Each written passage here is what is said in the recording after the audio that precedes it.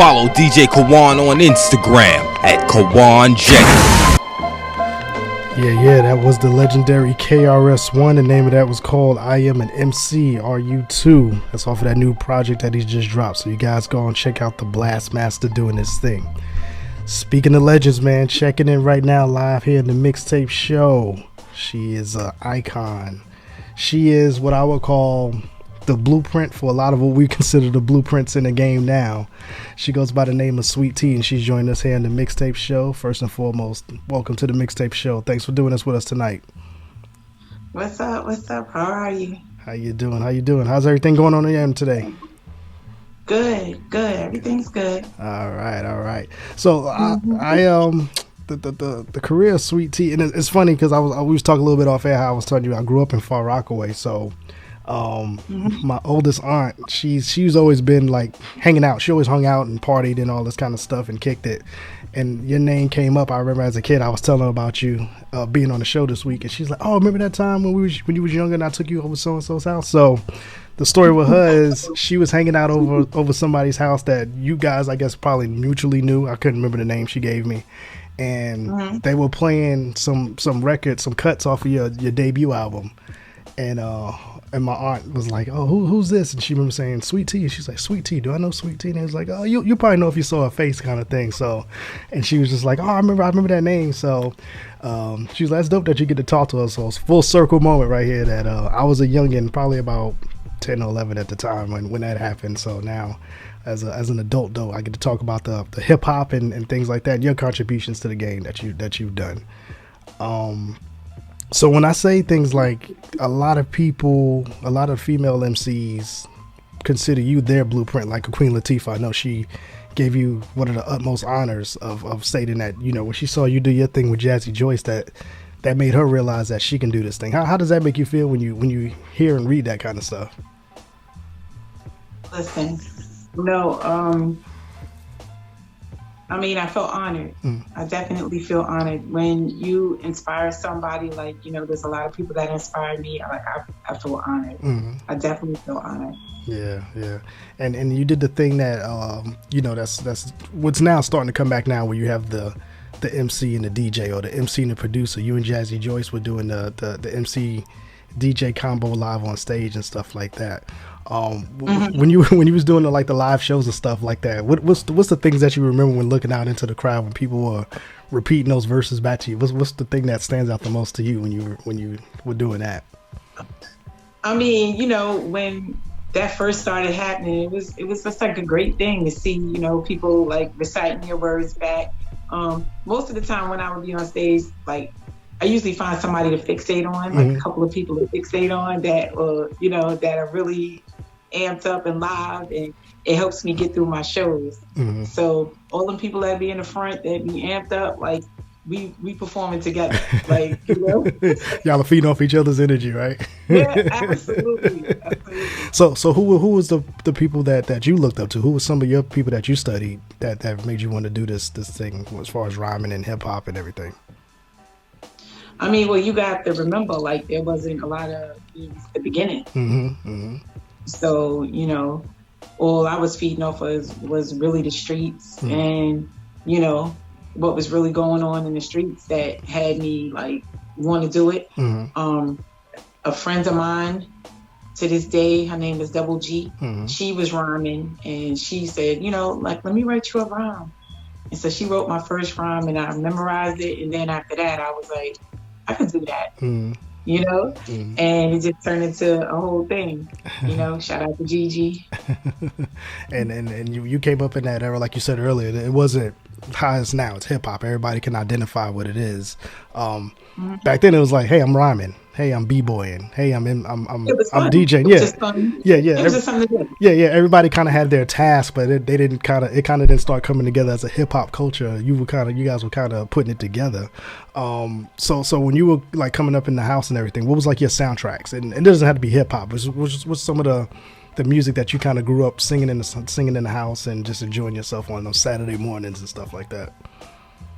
Of course, you know, Michael Jackson was like the thing. You know, he was one of my all times, everything. But see, I had musical parents. So, you know, they play a lot of Earth, Wind and Fire, a lot of songs like that. So those songs I still listen to because they're just in my bones. Like my dad, the music played all day, all night. Like the records just kept changing and going back, and the needle just kept going back. Like even if we left the house, the music stayed playing. You walked in, there was still music playing. So, you know, we listened to everybody. My father walked in with every new record there was. He had them all. Yeah. You know? Yeah. So I had a musical household, you know? Definitely. And I know you said but that for me, with the rhyming and stuff like that, like it was, you know, you had to be real serious when it came to like lunchtime or whatever, and like you just be on the table, and like you had to have your rhymes ready, you know, and you can't say what you said yesterday, you can't say what you said the day before, like you had to have something fresh happening every day, you know, so. Yeah, so like shout out to the drum beats on the table. Yeah, absolutely. Yeah, you couldn't get in that cipher unless you had the new material. Like you said, you can't use the recycled lyrics. Yeah, you gotta feel. I don't feel good. I don't want to do it. And when you it's interesting too, because we are in, you know, National Women's Month and everything like that. So as a woman in this industry, any industry, it don't have to be music, it just be anything. Did you feel like that you had to be kind of extra aggressive with the lyrics, or extra, you know, saying cocky and confident to kind of so that they know she ain't gonna back down from us? I already know, you know what I'm saying? Well, no, that wasn't really. I don't like you know, I was in the Idol Makers camp. You know, by the time I started really putting records out after I did the one for the Trouble record with DVD. So the you know, the records weren't aggressive. They were just, you know, party. They was like what we felt. You know, we just had a good time with the records. You know, and talk about that time too, because Herbie Lovebug was one of your biggest, you know what I'm saying, people that helped you in this industry. And he made he helped produce, you know, Party. When you think Party, he was that kind of vibe. And even throughout your career, you still make the party jams, and we'll get into the new single here in a minute. That's just like that fun. It's Friday night, everybody got paid. You know what I'm saying? Let's go to the club. You know what I'm saying? Because we need that, right? You got to have that balance and stuff like that. What's the most fun, like when you write those kind of records? When you enjoy that process and stuff like that, is that just like when you put all that energy into it, do you just love seeing the results of that, where you see other people dancing and vibing and bopping to it? Yeah, I mean that's everybody's you know, goal to have people, you know, like your music and vibe to it. You know, when you get tracks, when you get beats, you know, you just listen to them, and whatever it tells you to do, whatever it tells you to write, you know, you do that. Yeah. And I can definitely hear your influences of the people that you grew up listening to in a lot of those joints, with some of the samples and stuff like that. Like I got this. This is when I really, and I didn't even notice it's you. I got this the show soundtrack cassette tape, right? And I couldn't find the digital versions because I wanted to play this, but it was Sugar. Your name was Sugar on this track as "What's Up Star." Now, when you had the name Sugar, was that more of and if it's a business thing, we don't have to get into that, but was that like a business decision to go under that name Sugar instead of Sweet Tea, or was that just you just kind of throwing that out there like that? Okay. Yeah. Jam Master J. It's still a stigma that I think hip hop as a whole needs to work on. He wanted to not have people say, you know, oh, old school Sweet Tea, Sweet Tea. So I had just happened to be making records, and I started, you know, AKA on my name. You know, everybody was doing everybody was doing AKA A's on their records. So I just started calling myself Sugar on the song, and he just liked it, and he was like, you know what, that's what we're gonna call you. Yeah. And so, you know, at the time it was a good idea until I went out on the road, and then people were just like, so I have a bunch of Sugar pictures with Sweet Tea signatures on it, because people are like, could you sign a picture Sweet Tea? Yeah. Like, I don't know what this is right here, but you know, so the business decision of it was probably a good idea, but the fans or the people that, were riding with me, just were like, please sign a picture of Sweet Tea. Yeah. Yeah. So I think it got a little confusing, but But those are collector's items now. What he was trying to do. Yeah. He was trying to not, have the stigma of the Sweet Tea thing. So he was trying something different, you know? Yeah. And like you said, now those are collector's items now. People got those sugar pictures with the Sweet Tea signature. Those are like collector's items.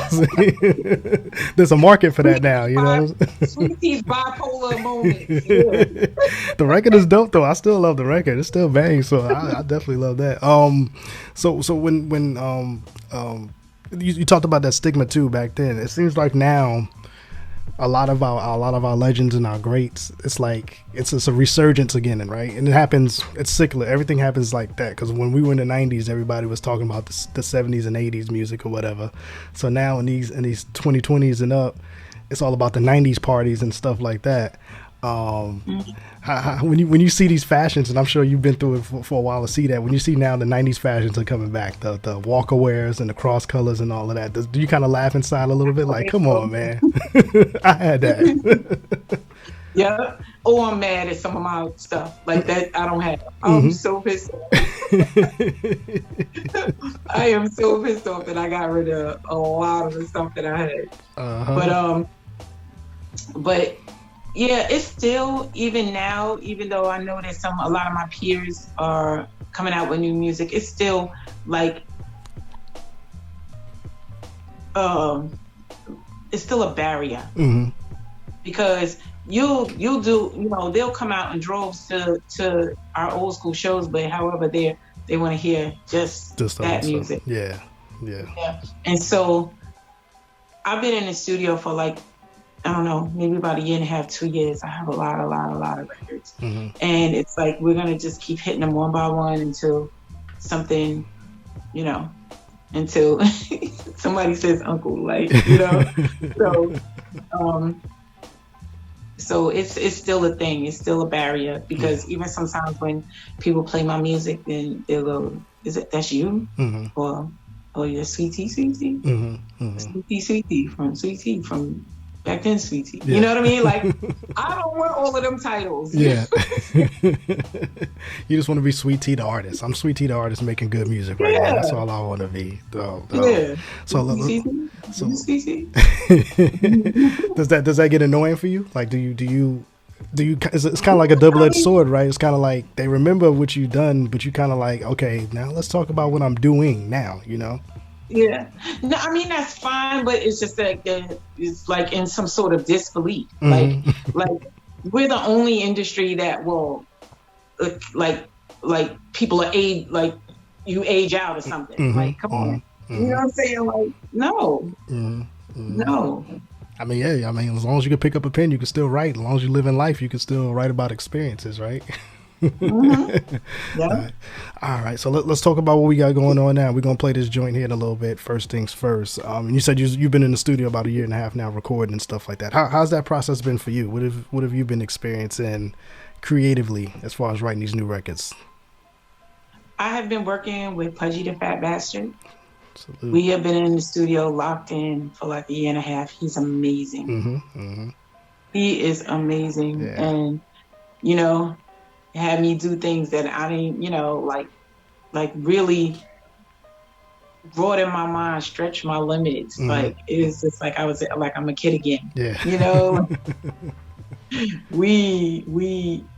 I'm amazed. I just love some of the stuff that got done. Yeah. We had him on the show a while ago, and he was talking about not in particular because he didn't want to say names, but he was talking about him working and just like you just said, do some different things. You know what I'm saying? Expand your mind and stuff like that. And he's amazing. Wait till you hear his stuff. Jesus. Yeah. So what are some of the things that you've been, without giving too much away, that you think that you've been kind of doing that's outside of your normal comfort zone box? Have you been doing more vocal things, or what's been going on with you? Yeah, it's like I used to like rhyme, and then, all right, well, let me step out of the booth so the singer could go in there. And Pudgy was like, no, the note is A flat, B, whatever, you're gonna sing that, you're gonna sing that piece. That's what's getting ready to happen, right? And so we got the piano and we're like, we learning notes. Cause so he was laughing at me with that because I was like, well, we'll have the singer come in. He was like, he said, this COVID, you're gonna be singing right now. So that was the thing. And just doing different cadences. Something that I would never think to do.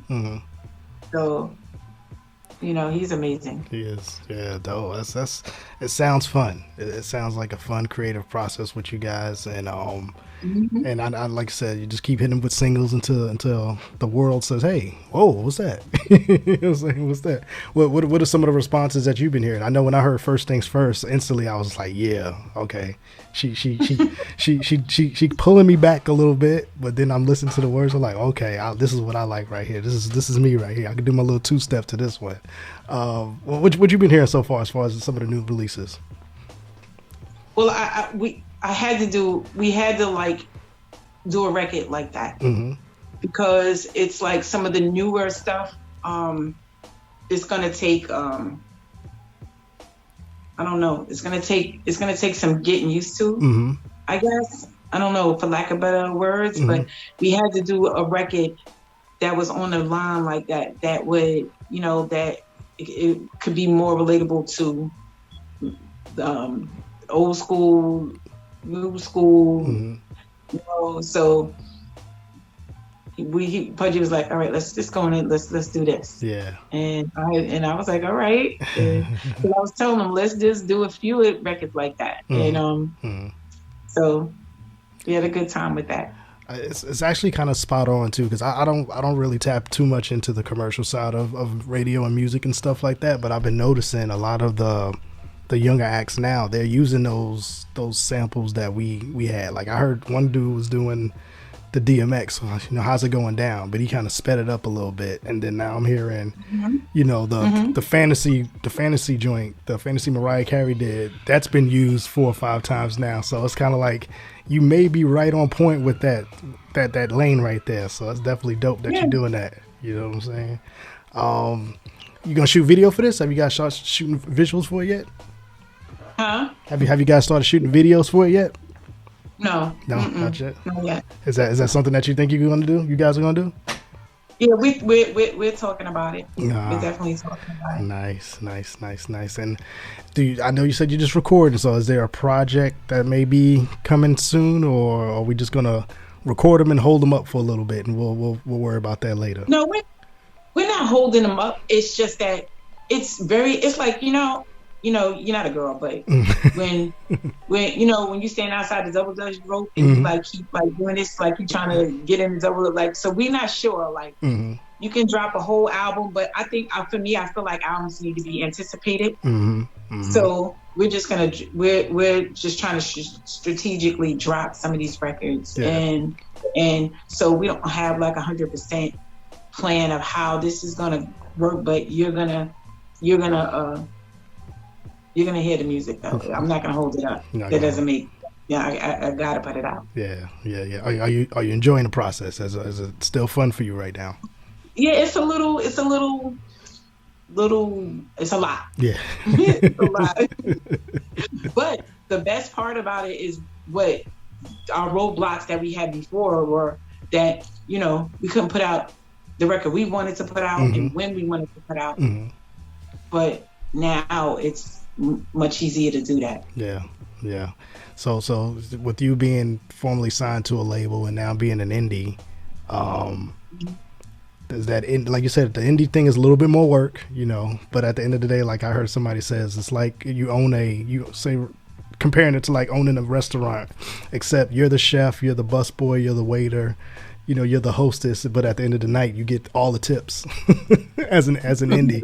It's like you do a lot of work, but at the end of the night, you get all the money. So, being compared to both when you were signed to a label and kind of doing it independently now, are you enjoying this side of it more, where you can kind of make moves in real time now? You don't have to wait for people to sign off on you know what I'm saying, what you think should be done, and you got to wait for them to respond to it and sign off on it, then get back to you and all that kind of stuff. Yeah, it's there's things that I enjoyed about just getting a schedule about what you can ready to do versus, you know, like I still have a team. You know, people, I get calls every day and we talk about what has to be done, but I'm a lot more hands-on than I was before, which is, you know, I don't know. Yeah. I don't want to say good and bad, but yes, because it's hard sometimes when you're trying to be creative and you have to worry about the business at the same time. Absolutely. But we doing it. Yeah. We're doing it. Absolutely. Well, I'm glad that you are back doing your thing. Like I said, we're going to get into the first thing first here in a little bit. But before we do that, how can we follow your journey? What's the social media websites? How can we follow Sweet Tea and what she's got going on right now?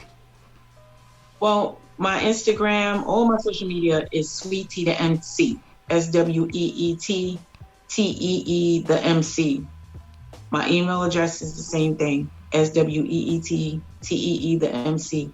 What we're asking kind of like of DJs if they want to is to cut the record and like, can you film it and then I'll post it. I want to, you know, post like DJs. I got some of my female DJs working on it because I was like, got to get some girls up in here. And I already got, you know, a few, and I want to do that for now. All right. Well, so if you want to mix the record and send me a clip, I'll post it. We'll do that. We actually we live stream the show too, so we'll cut it up and I'll isolate that and send it to you guys and have fun with that. Yeah, please. Nice. Well, we're glad that you're back. I love. I always tell all our guests who come on this show, we want this to be the home for the artists.